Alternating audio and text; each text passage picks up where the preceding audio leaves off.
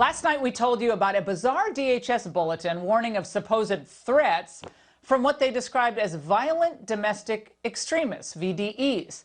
Now, of course, to them, these extremists are people like you who perhaps have questions about election fraud or maybe even oppose lockdowns. But what was the exact nature of this threat they were writing about? Well, tellingly, DHS had to admit that it had no evidence of any specific threat. It's all basically in the realm of hypotheticals or potentialities. You know, potential threats posed by people like you. Again, people who voted for Donald Trump. But it wasn't just DHS's broad brush painting that set off alarm bells. It was how the media brought on former top intel officials to amplify this partisan defamation. This threat from domestic violence extremists is much more challenging, I believe, than it was in terms of going after foreign terrorists. Far-right extremist groups, white supremacy groups, things like that. It's really an across-the-board, very concerning, potentially violent threat. This is one of the most serious terror threats we've seen in 20 years, since 9/11. Well, they brought on the all-stars for that. Well, the men you just saw who used to occupy top government positions, a few of them at the highest levels of government, are now publicly indulging in these revenge fantasies against conservatives. Now, what's the sin of these conservatives? Putting in office the one president who stood up to the deep state bullies in the swamp.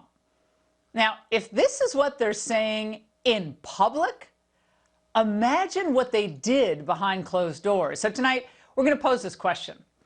Listen to what another former FBI agent said on MSNBC today. We're going to find out there was a lot more organization behind what happened in January 6th, and it's going to look a lot worse than anything we've seen in America when we're talking about Al-Qaeda or ISIS. If you took what President Trump said and you instead put it in Anwar al-Awlaki's mouth, we would be talking about a drone strike overseas. The fact that this man ever worked for the FBI is terrifying. Yeah. In the halls of Congress, House Speaker Nancy Pelosi is using the false pretext of this right-wing extremism to baselessly smear her GOP colleagues. We will probably need a supplemental for more security for members when the enemy is within the House of Representatives. What exactly did you mean when you said that the enemy is within? What exactly did you mean by that? It means that we have members of Congress who want to bring guns on the floor and have threatened violence on other members of Congress. Is this how they intend to try to win back some of those seats they lost last time around? Smear everybody? Well, unity agenda. We heard a lot about that from Biden. Unifying the country around what? Erroneous fears that their conservative neighbors are just waiting for a signal to begin a violent uprising? Of course, like Biden's DHS, Pelosi has zero evidence that any of her colleagues are plotting to take out House Democrats. She knows she's lying. So why is she saying these vile things? Think of it very simply. This is a preview of the 2022 campaign. Pelosi and her pals, they know that middle-class Americans are about to get just reamed on financially by Biden's new climate regs. So they're creating this distraction to paint their political opponents as murderous white supremacists. You can't vote for a white supremacist, right? Of course not. So you can't vote for Republicans. Democrats will govern through fear in order to keep you scared and they hope compliant. All while they raid your bank account and pay for green energy boondoggles and private jet flights to UN climate conferences. Of course, there's the real danger that the left's inflammatory rhetoric could stoke real political violence by tarnishing all Republicans as racist enemies of the state. Democrats are putting targets on the backs of the GOP members and GOP supporters and then fomenting real extremism. My next guest knows all too well the consequences of vilifying political opponents. Politically motivated violence almost cost him his life in 2017. Joining me now is House Minority Whip Steve Scalise. Congressman, thank you for joining us tonight. What's your message to Nancy Pelosi and the Democrats after her slander against evidence of what she was alleging? Laura, great to be with you, first of all. But look, this is dangerous kind of game that she's playing. And, you know, she needs to stop doing this because we've seen where this goes if they try to demonize their opponents. It seems like that's all they know how to do is throw out distractions. Look, in the last 8 days, President Biden's probably killed over 1 million American jobs with these executive orders he did on everything from banning leases. We see that in South Louisiana, the damage it'll do to hardworking jobs, to Keystone, to Paris Accord that's going to kill manufacturing in America. That's what they've done in the policy. And so, look, if there was a real credible threat that she knew of, no matter who it is, a member of Congress, somebody else, go to the authorities with that. And she didn't do that. She goes to the press, which tells you what she's really trying to do is scare people, create distractions. Another thing they're trying to do, Laura, is take away our Second Amendment rights. Make no doubt they're going to be coming sometime this year with a bill to take away our Second Amendment rights. So they're building this predicate that, oh my God, everybody better be afraid of somebody with a gun, and that's going to be their attempt to then go take away your guns. Yeah, these are the things they're trying to do.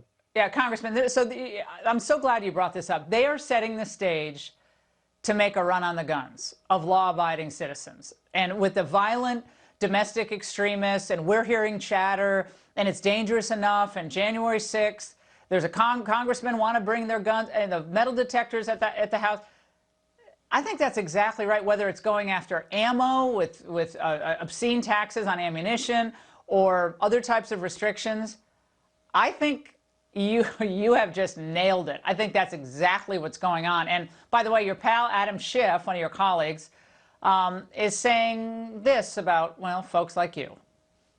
The GOP leadership is becoming little more than a cult, and a dangerous cult. I don't know how many years it's going to take for that party to purge itself of Donald Trump. The GOP is still in the thrall of Donald Trump, notwithstanding how much death and destruction he has wrought. Well, from the man who began the Russia collusion cult, Congressman, your reaction? Consider the source, and you're right.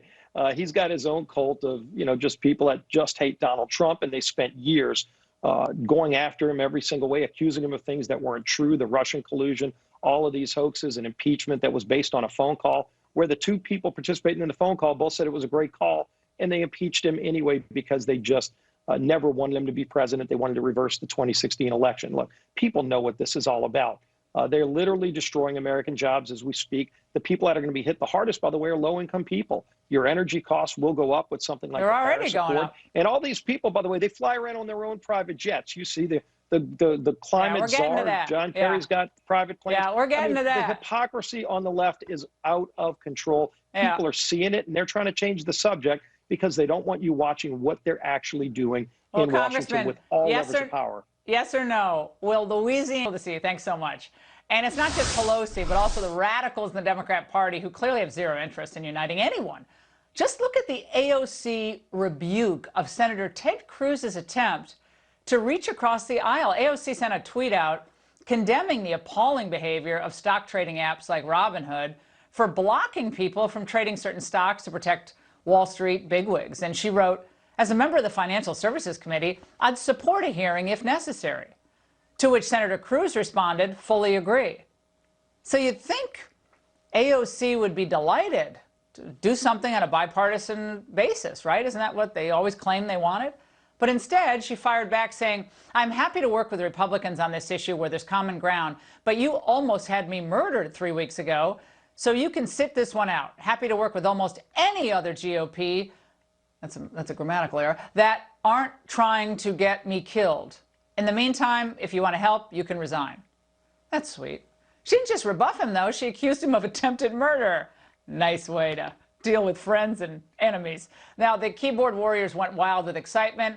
They want you to just think that AOC just exposed Cruz as some kind of phony, but in reality, it's the senator who showed the world who AOC really is, someone who cares about her, I don't know, leftist brand more than accomplishing good stuff for good America.